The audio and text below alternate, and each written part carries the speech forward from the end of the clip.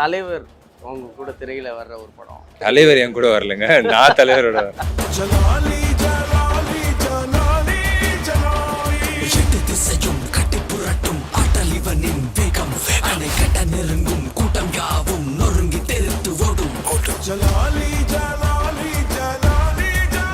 Ananya's Nana Nani Homes, a paradise for senior citizens.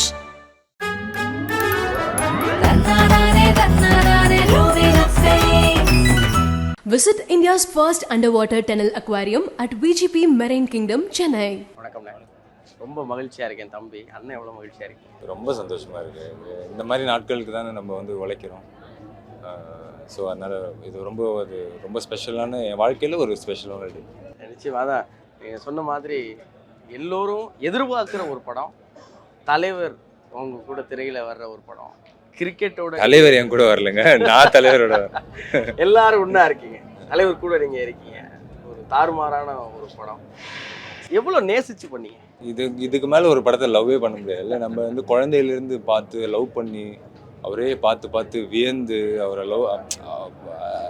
அவரை நான் வந்து முதல் நாள்லேருந்து கடைசி நாள் வரைக்கும் அவ்வளோ உட்காந்து நான் ஷார்ட்டில் இல்லைன்னா கூட தூரமாக சீட்டை போட்டு அவரை ரசிச்சுக்கிட்டே இருப்பேன்.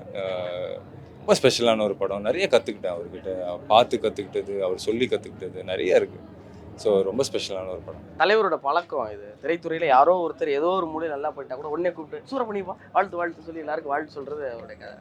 ஆக்சுவலாக நான் வந்து அது உண்மையாகவே நிறைய ஃபீல் பண்ணுங்க.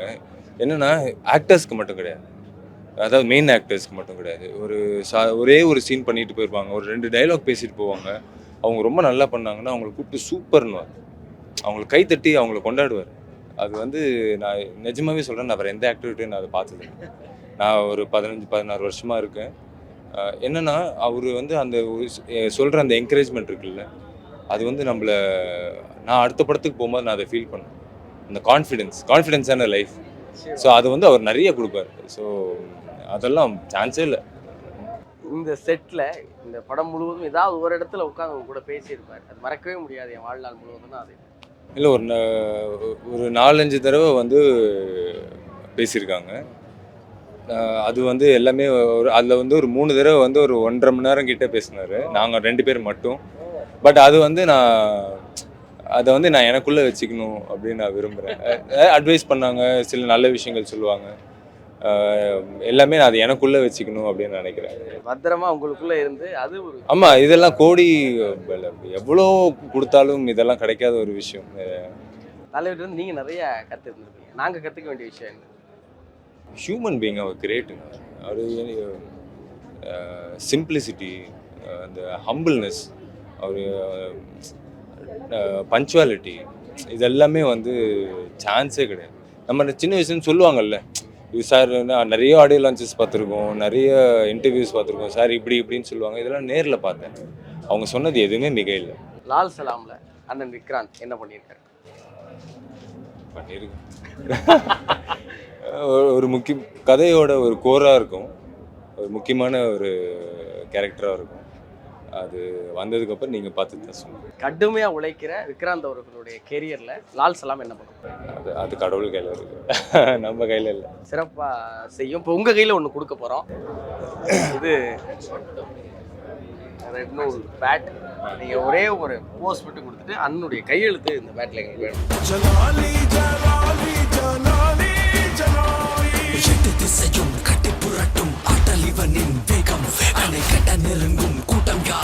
நன்றிண்ணே, ரொம்ப நன்றி. உங்களுக்கு ரொம்ப நன்றி. நான் உங்களோட பெரிய ஃபேன். ஐயோ, பெரிய வார்த்தை. நீங்கள் லால் சலாம் படத்துக்கு பிறகு அதனோட ஒரு நீண்ட உரையாடலுக்காக காத்திருக்கேன். நன்றி. தேங்க்யூ. நன்றி. எப்படி எப்பயுமே ஸ்மார்ட்டாகவே இருக்கீங்க, அதை மட்டும் சொல்லுங்கள்.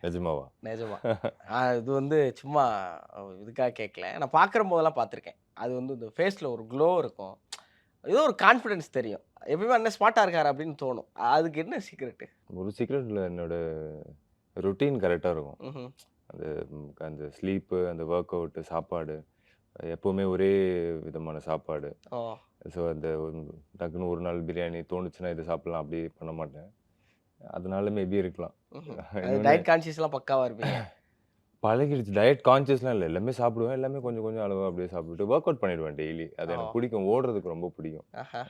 அது ஓடுறது உங்களுக்கு ரொம்ப பிடிக்கும் எங்களுக்கும் தெரியும்னே. ஓடிட்டே இருக்கீங்க. நிறைய வியந்திருக்கோம் உங்கள பார்த்து. லால் சலாம் ம். எங்களுக்கு வந்து ஒரு பெரிய எதிர்பார்ப்பு. விக்ராந்தனனுக்கு லால் சலாம் என்ன?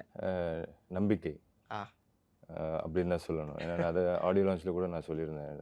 சரி, நான் என்றைக்குமே எல்லாருமே கஷ்டப்படுறோம் லைஃப்பில். யாருமே ஈஸியாலாம் வந்து இப்போ கூட நான் உங்ககிட்ட கேட்டுட்டு இருந்தேன். ஏன்னா ஊர்லேருந்து வந்து இங்கே வந்து ஜெயிக்கிறது அப்படிங்கிறது, முகம் தெரியறதுங்கிறது ரொம்ப கஷ்டமான ஒரு விஷயம். அதெல்லாம் நீங்கள் அச்சீவ் பண்ணுறீங்க. எல்லாருமே கஷ்டப்பட்டு தான் வராங்க. ஸோ நான் இதை வந்து கஷ்டமாக இருக்கும் சில நேரங்களில், சில ரிஜெக்ஷன், சில அவமானங்கள்லாம் பார்க்கும்போது கொஞ்சம் கஷ்டமாக தான் இருக்கும். பட் அது எல்லாருமே படுறது தானே அப்படின்னு நான் கடந்தேன். இது ஐயோ அப்படின்லாம் நான் பெருசாக எடுத்துக்கிட்டதே இல்லை. ஓடிக்கிட்டே இருந்திருக்கோம். ஆயிடுச்சு 17 வருஷம் கிட்ட ஆகுது. கொஞ்சம் அப்படியே கொஞ்சம் அந்த சோர்ந்து போகிற டைம், என்ன சரி வேறு ஏதாவது யோசிக்கலாமா, பண்ணலாமா அப்படின்னு யோசிக்கிற டைம் ஒரு ஃபோன் கால் வந்தது. ஐஸ்வர்யா மேம் மீட் பண்ணோம் அப்படின்னு சொன்னாங்க. ஸோ எனக்கு என்ன தோணுச்சுன்னா, அப்போ நம்ம ஜேர்னி இங்கே இன்னும் நிறைய இருக்குது. லால் சலாமுக்கு முன்னாடி சரி எதாவது பண்ணலாமான்னு யோசிச்சுட்டு இருக்கீங்களா? அந்த லாஸ்ட் ஒரு ஒன் இயர் அந்த கொரோனா முடிஞ்சு சரி என்ன பண்ணலாம், வேறு ஏதாவது யோசிக்கலாமா அப்படின்னு. சரி, காட்ஸ் கிரேஸ் நமக்கு ஃபேமிலி சப்போர்ட்டு, நம்ம மனைவி எல்லாமே எனக்கு ரொம்ப சப்போர்ட்டிவாக இருப்பாங்க. நான் என்ன ஆசைப்பட்றேனோ அது பண்ணணும்னு தான் நினைப்பாங்க. பட் நம்ம இருந்தாலும் அவங்கள ரொம்ப ஃபேமிலியை ரொம்ப எங்க விடக்கூடாது, ட்ராவல் பண்ணக்கூடாது. ஸோ நான் 17 வருஷம் ஆச்சு, சரி என்ன பண்ணலாம் அப்படின்னு யோசிக்கும் போது இந்த கால் வந்தது. சரி, இந்த ஜேர்னி நமக்கு இன்னும் இருக்குது. இது கடவுள் கொடுத்த கிஃப்டாக தான் நான் பார்க்குறேன். என்னென்னா இந்த ரோல் யார் வேணால் பண்ணியிருப்பாங்க இண்டஸ்ட்ரியில். இந்த இன்ஃபேக்ட் நிறைய பேர் பண்ணணும்னு ஆசைப்பட்ட ஒரு கேரக்டர் ரஜினி சாரோட அப்படிங்கிறது. அது என்னை தேடி வந்துச்சு அப்படிங்கிறது வந்து எனக்கு ரொம்ப சந்தோஷம். இது வந்து எனக்கு இன்னும் முன்னாடி ஓடுறதுக்கான ஒரு எனர்ஜியாக தான் நான் பார்க்குறேன். கேட்டிங்களா ஏன் மேம் அப்படின்னு கேட்டிங்களா? சரி, இது வந்து எல்லாருக்கும் தெரியும் ஒரு கிரிக்கெட் சம்பந்தமான படம். அப்படிங்கிறது. மெயினாக வந்து கிரிக்கெட்னால தான். எப்போவுமே என் லைஃப்பில் வந்து ஒரு கிரிக்கெட் ரொம்ப ஒரு மேஜர் ரோல் ப்ளே பண்ணியிருக்கு. கிரிக்கெட் தான் இந்த சிசிஎல் கிரிக்கெட் அப்படின்னு ஒன்று இருக்குது. அதுதான் வந்து நான் ஒரு கிரிக்கெட்டர் அப்படிங்கிறது வெளியே கொண்டு வந்து எதுக்குமே நான் என்னோட கான்செப்ட் என்னென்னா, என்ன கிடைக்குதோ என்ன பண்ணாலும் அதை நமக்கு தெரிஞ்சதை 100% பண்ணணும். அதை ஃபுல் எஃபோர்ட் போட்டு பண்ணணுன்றது அதோட பலன் தான் இதுன்னு நான் நினைக்கிறேன். ஏன்னா நான் அங்கே பண்ணும்போது நீ ஒரு நடிகன், நீ வந்து என்ன இவ்வளோ சீரியஸாக எல்லாம் கிரிக்கெட் ஆடிட்டு இருக்க அப்படின்லாம் சொல்லுவாங்க. பட் கிரிக்கெட் பிடிக்கும், சினிமா பிடிக்கும். அது பண்ணதோட பலன் நான் இல்ல, இது ரொம்ப முக்கியமான வார்த்தைன்னு நினைக்கிறேன். எது பண்ணுறோமோ அதை சரியாக பண்ணிடணும். நான் ஒரு ஆக்டருங்கிறதுக்காக நான் சிசியில் சும்மா ஜாலி பண்ணக்கூடாது. அங்கே நான் சின்சியராக இருக்கேன். அப்போ நீ யோசிச்சிருக்க மாட்டீங்க, இந்த சிசியில் நான் செம்மையாக விளையாண்டா ரஜினி சாருக்கு பையனா ஒரு வாய்ப்பு வரும் அப்படின்னு. அதெல்லாம் நினச்சிலாம் பண்ணவே இல்லை. கிரிக்கெட் பிடிக்கும்ல நமக்கு, சின்ன வயசுலேருந்து விளையாடி இது வந்து அது அப்படி பேஷனாக பண்ணது தான். பட் அது வந்து நமக்கு இவ்வளோ ஹெல்ப் பண்ணுதுங்கிறது தான். Ananya's Nana Nani Homes, a paradise for senior citizens.